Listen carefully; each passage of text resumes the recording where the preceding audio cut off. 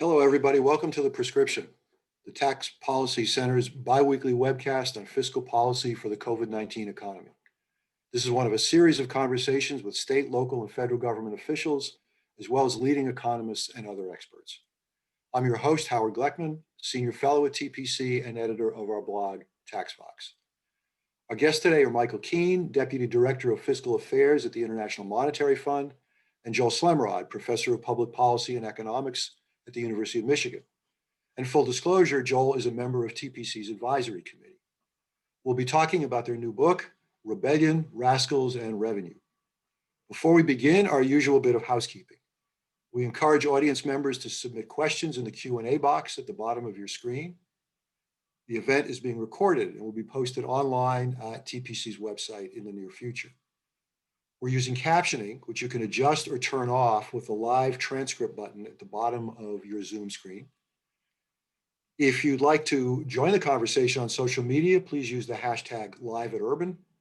And if you'd like to suggest a future guest for The Prescription, just email us at info@taxpolicycenter.org. Mick Keene and Joel Slemrod, welcome to The Prescription. It's good to see you both. Thanks, Howard. It's great to be on the show with you. Right, thank you. Yep. So you both are prolific authors. You've co-written Optimal Tax Administration, and Mick has another book out this year, co-authored with our recent guest Alan Auerbach and others, entitled Taxing Profits in a Global Economy. But this one is very different. It's based on the sometimes funny and sometimes just bizarre history of taxation. But it is more than just fun facts about tax. It's one of the things I really like about it. Tell me a little bit about your motivation to write the book. Well, I'll take that one. Mick and I have known each other for a long time. We often talked about tax, and we realized pretty quickly we both have an interest, maybe obsession with weird tax facts, weird tax episodes. And at a point about 6 or 7 years ago, it was Mick's partner, Geraldine, who suggested, why don't you write a book and collect all these fun facts and weird episodes? And we started. And the aim of the book is to impart lessons about taxation in a painless, even fun way. So you read the book, there's some amazing, weird episodes. And then after each one, we try to draw out what the lesson is for tax policy today. For centuries, the relationship. Yeah, and go ahead. No, Go ahead, Mick. no, I was just going to quickly sort of add that I think part of the motivation is a sense that economists like us haven't done the greatest job in kind of conveying basic ways of thinking about taxation to a kind of a wider audience of people who really are and should be interested in tax policy. So that's part of what we're trying to do, is to kind of convey some basic ideas and some kind of timeless truths, we think, in a kind of entertaining and in an enlightening way. Great. So for centuries, the relationship between government and its citizens has been defined, at least in part, by government efforts to raise revenue through taxation and the enthusiasm of its citizens to find ways to avoid paying those taxes. Help us understand this tension. Well, we tell so many stories about evasion and avoidance. So one of my favorite episodes is the window tax. So this is starting in the late 17th century in England. Perfectly reasonable motivation, trying to base a tax on how wealthy people are, including how grand their homes are. How do you do that when there's no Zillow? Well, they first thought, well, what about the number of fireplaces? We'll base the tax on that. Correlated with how grand the house is, for sure. Problem, the tax inspector had to go inside the house to quantify the number of fireplaces. So eventually they moved to a tax on windows, correlated with the grandness of the house for sure, but you don't have to go inside. So this is a tax on well-being, or correlated with well-being. What was the behavioral response? Well, you can still see it today in England. You can see some grand houses where clearly there used to be a window that's now been bricked up. And people have gone back to the data from 200-300 years ago to see that, sure enough, there were a lot more houses with 9 windows than there were 10. Why? because the tax started once a house had 10 windows. And these days we would call that a bunching analysis, and you can do it from 300-year-old data. So Mick, our mutual friend Len Berman wonders whether those long ago window taxes actually bear some responsibility for the spread of COVID in England. His theory is to avoid the tax, people bricked up the windows, as Joel said, which limits the ventilation, which may help spread the virus. So as economists and not public health people, do you think that Len may have That's, a point? well, yeah. Well, Len's bringing us right up to date. I don't know about COVID, but it was certainly a big issue at the time, was the health impact of the window tax. And Charles Dickens writes about it being a tax on light and air, and Victor Hugo in Les Miserables talks about the adverse health impact. So Len, as usual, is onto a deep truth. I'm not sure about COVID, but it certainly was criticized widely for the health impacts. I also can't help but wonder, is there a lesson maybe for Bernie Sanders and Elizabeth Warren about wealth taxes as we look at the history of window taxes? Well, a lesson throughout the book is that when you're thinking of instituting a new tax, maybe especially a new tax on the wealthy, you better think about the enforcement before rather than later. We tell the story of the William and Edmund Vesty, who were British entrepreneurs in the meat production and distribution business at the end of the 19th century, and how they did all sorts of things to lower or eliminate their tax liability. They moved their operations to Argentina. I think one of them actually moved his residence to Argentina. And the Vesty's success at tax avoidance or evasion was so great that in 1973, when the law changed so that the Queen Elizabeth, was actually subject to tax, the descendant of William and Edmund Vesty said, well, that makes me the last one.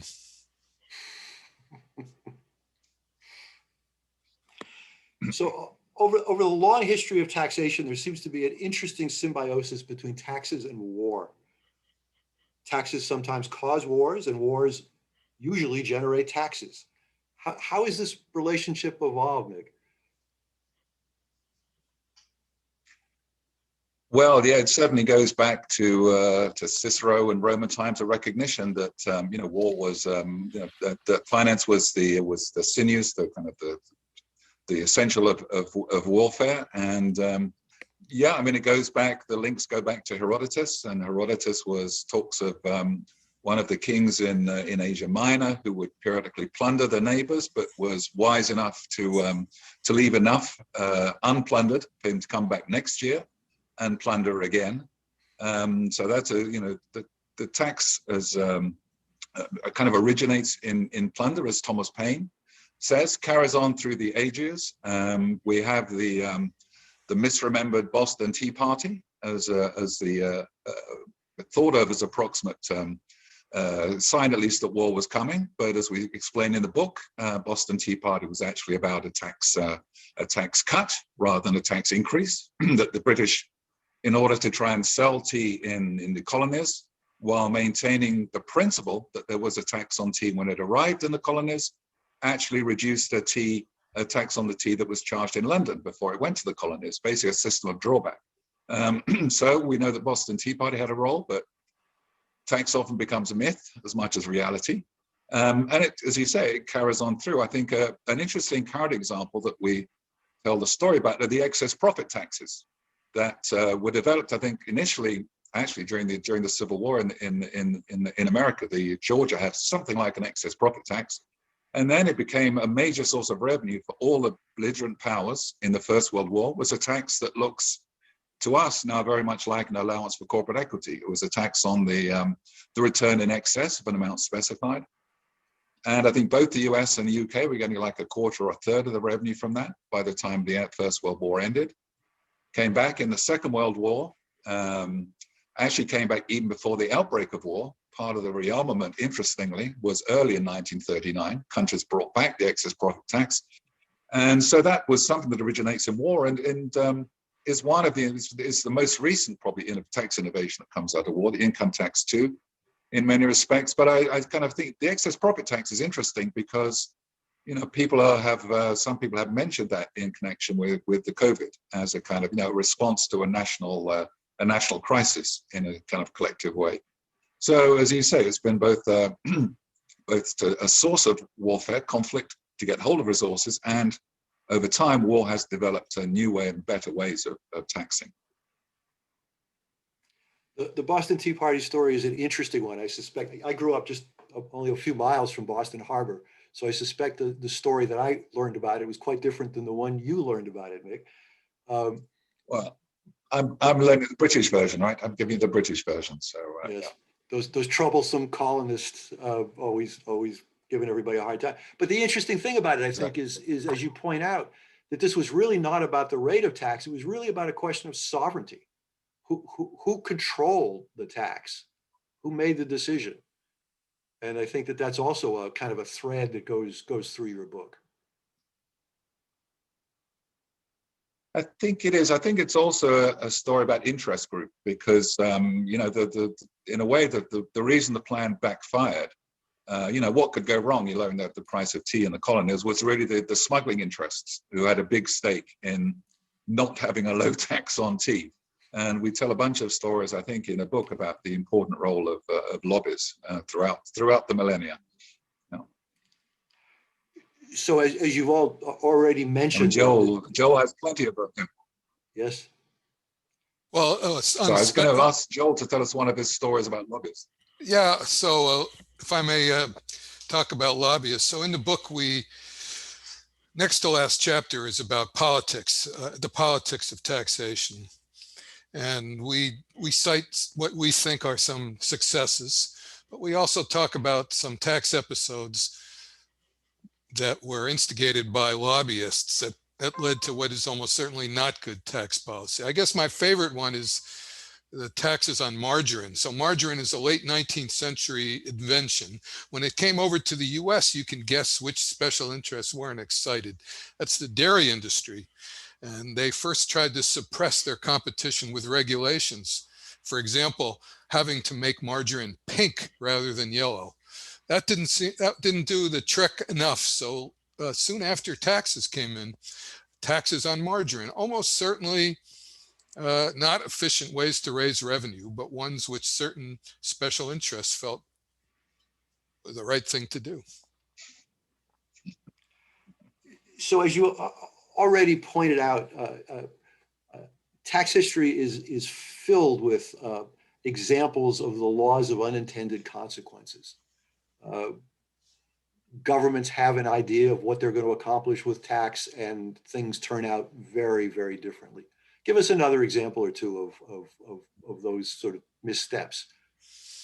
Yeah, so economists would tend to call unintended consequences excess burden. So the extra cost in addition to the revenue raised to private citizens. My favorite example of unintended consequences and excess burden is a story that turns out not to maybe be true, but I love it so much I'm going to tell the story anyway. So again, in England, at one point there was a tax levied on dogs. The Crown felt that peasants' dogs were impeding on their ability to hunt. And so there was a tax on dogs, but there was an exemption for dogs without tails. Why? Because it was thought then that dogs without tails weren't good hunting dogs. Well, what was the unintended consequence? Peasants started to cut the tails off their dogs and save on tax.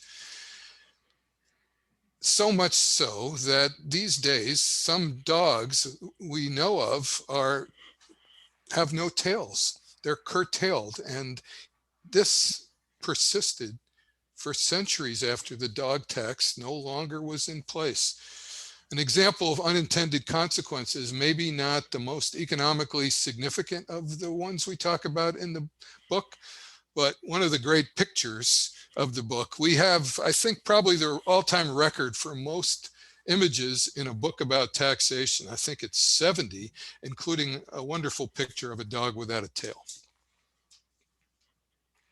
And I tell you, as a longtime owner of boxers, which was one of those breeds that came with having their tails chopped off, I completely sympathize with this.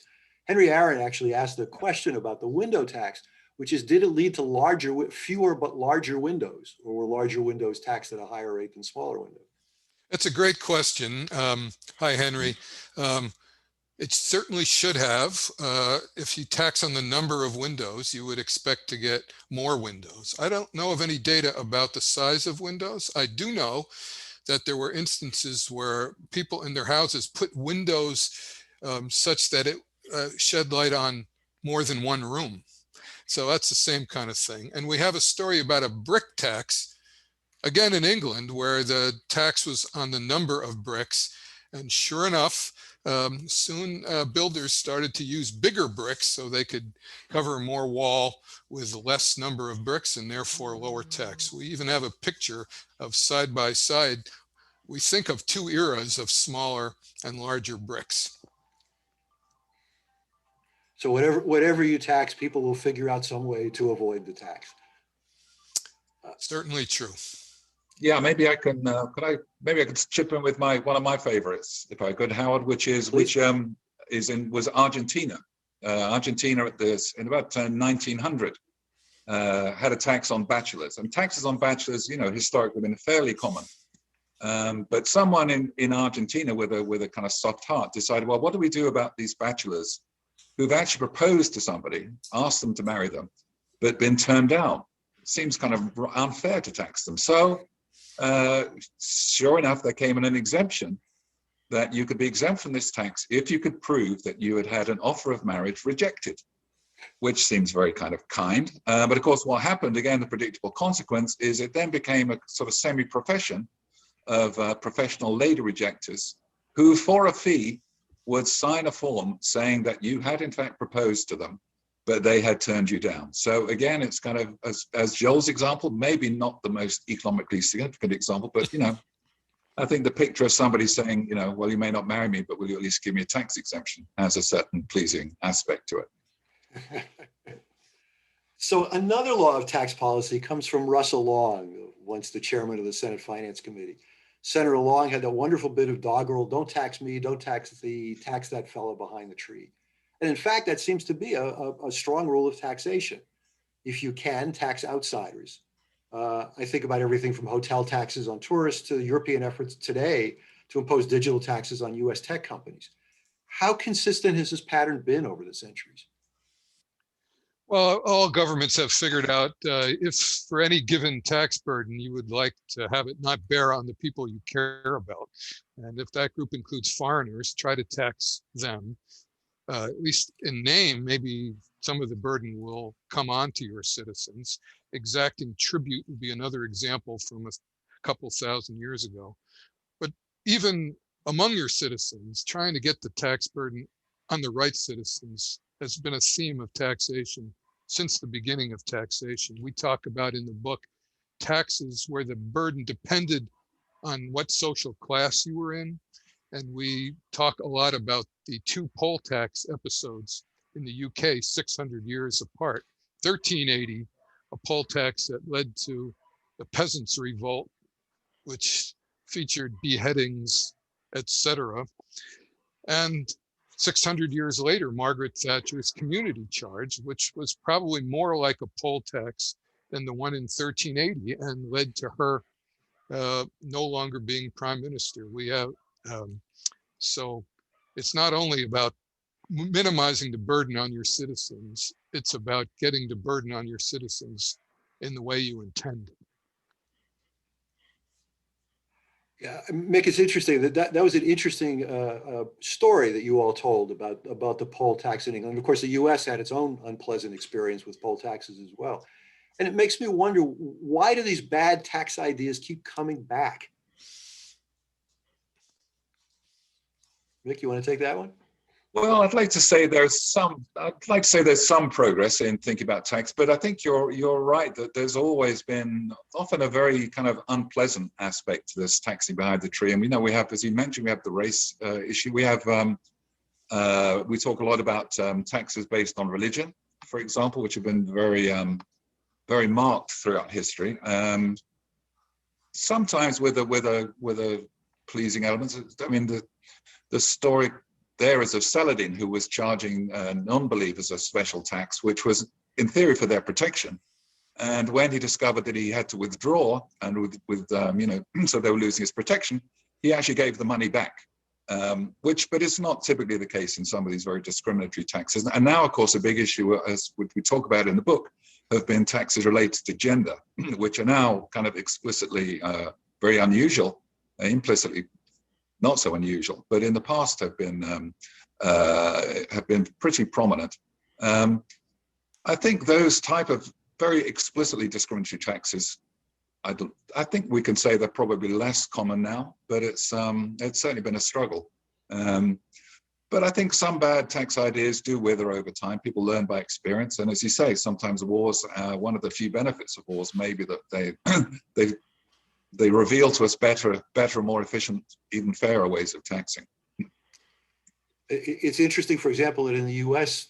currently, there seems to be a growing trend among some states to repeal or at least significantly reduce the income tax and replace the income with a higher sales tax.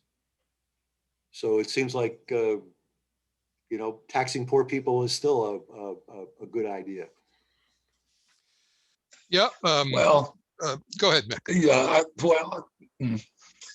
No, I was going to say, well, it kind of depends what you do with the money as well, right? In terms of the final instance. But I think that's probably, I would say that's an instance where tax policy has moved on. I think we know that, and partly through reflections that people think about taxation. Again, we think about the value-added tax, which of course the US is an exception, but that's really taken the world by storm in the last 60 years or so. Maybe a third of the world's tax revenue. That's an idea that didn't come out of war, but came from people learning about tax, how to go about designing and implementing taxes. I think the question of regressivity would be a bigger one. I think we would want to think about, as we say, how the revenue is used on the spending as well. But Joel, sorry, I interrupted you, I think. Well, I was just going to tell another one of my favorite stories about progressivity. So if you'll indulge me, this one is about the Queen Emma Bridge in the island of Curacao in the Caribbean. So the story is that in 1888, the US ambassador built a walking bridge between the two parts of Curacao, and he wanted to finance it with a toll, but he wanted to finance it in a progressive way. So back in 1888, what could you do? As an indicator of somebody's level of affluence. So the idea, not so stupid, was the toll was due for people who crossed with shoes on, but it was free to cross for people who were barefoot. The idea of being barefoot people were the poor people. And so here's a progressive fee structure.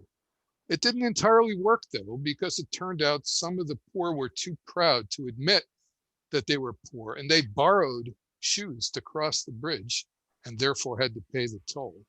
And some of the rich people were not too proud to take their shoes off before they crossed the bridge and therefore could cross without a toll. So that's a wonderful, again, maybe not so economically significant example of unintended consequences of trying to establish progressivity, but not entirely succeeding.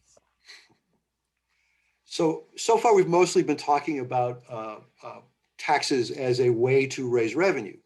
But of course, taxes serve two often contradictory purposes. They raise revenue, of course, but they also can be a tool government uses to change behavior. Peter the Great, as you noted, taxed beards. The EU currently is trying to reduce greenhouse gases by taxing flatulent cows. And here in the US, we want to get people to lose weight by taxing sugary drinks. Compared to regulation, how well do taxes work as tools for behavioral change?